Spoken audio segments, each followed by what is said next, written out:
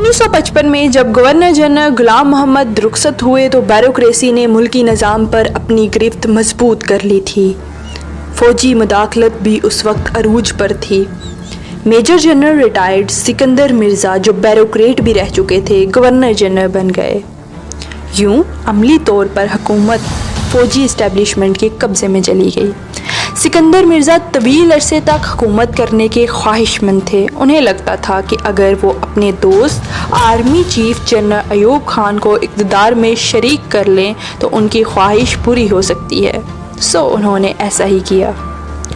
तारीख़ के रिकॉर्ड को दुरुस्त रखने के लिए आपको बताते चलें कि सिकंदर मिर्ज़ा मीर जाफ़र के पड़पोते थे।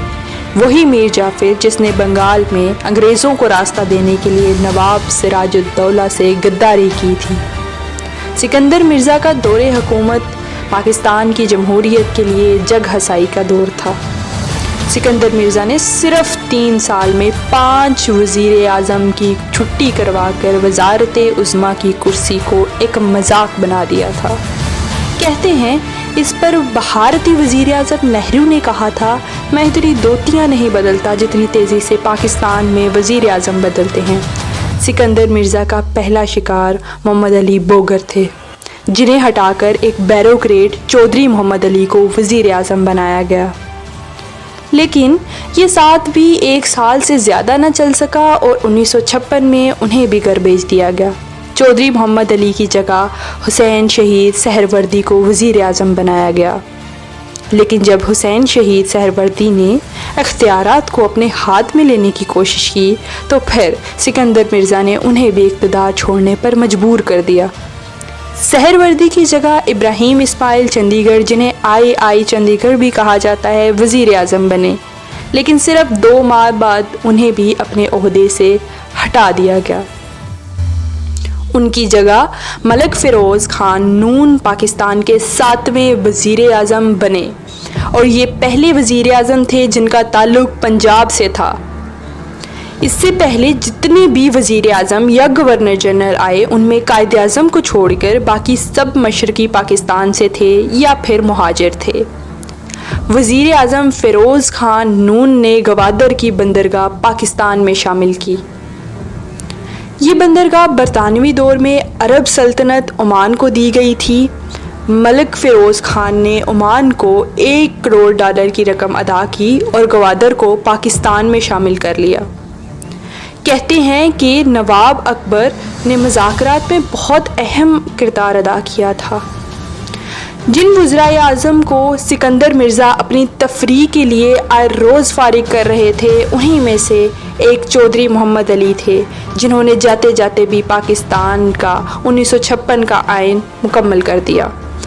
पाकिस्तान के इसी पहले आइन के तहत सिकंदर मिर्ज़ा गवर्नर जनरल से पाकिस्तान के पहले सदर बने और पाकिस्तान इसी आइन के तहत मलका बरतानिया के कब्ज़े से पूरी तरह निकलकर एक आज़ाद और ख़ुद मुख्तार मुल्क बन गया।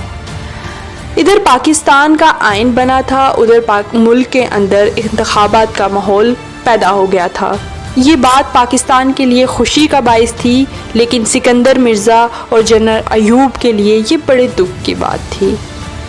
मिर्ज़ा और अयूब दोनों जानते थे अगर उन्होंने इलेक्शन से पहले कोई कदम नहीं उठाया तो आज के बाद वो पाकिस्तान में इक़्तिदार के मज़े नहीं उठा सकेंगे, क्योंकि अयूब खान रिटायर्ड होने वाले थे और सिकंदर मिर्ज़ा नई असेंबली से इत्माद का वोट लेने के काबिल नहीं थे। ऐसे में उन्होंने वही किया जो खौफज़दा आमिर किया करते हैं।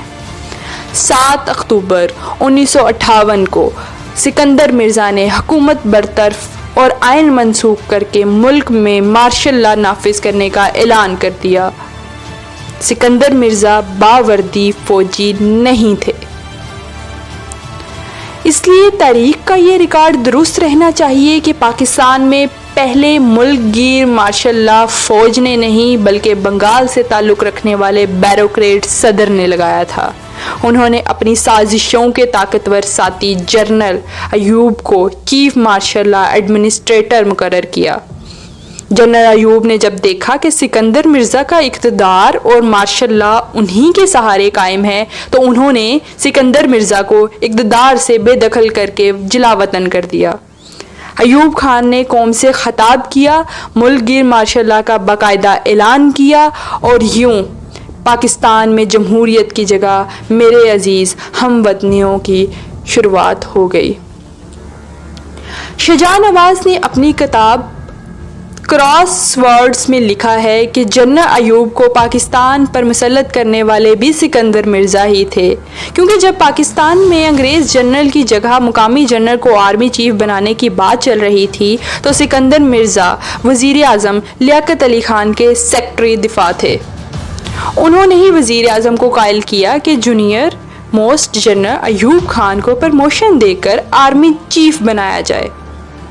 شاید یہی وجہ تھی کہ سکندر مرزا سمجھتے تھے کہ جنرل ایوب کے احسانات تلے دبے رہیں گے، لیکن وہ یہ بھول گئے تھے کہ طاقت کی جنگ میں اخلاق نامی کوئی ہتھیار نہیں ہوتا۔ سکندر مرزا کی بدقسمتی دیکھیے کہ کبھی وہ پاکستان کے سیاہ و سفید کے مالک تھے اور چند ماہ وقت کے بعد اپنے ملک کی مٹی بھی نصیب نہ ہوئی۔ اور پھر یوں ہوا کہ سکندر مرزا نے 1969 میں لندن میں وفات پائی اور ایران کے دارالحکومت تہران میں دفن ہوئے۔ جب تک زندہ رہے انہیں ملکہ برطانیہ سے وظیفہ ملتا رہا کیونکہ وہ اسی کے وفادار تھے۔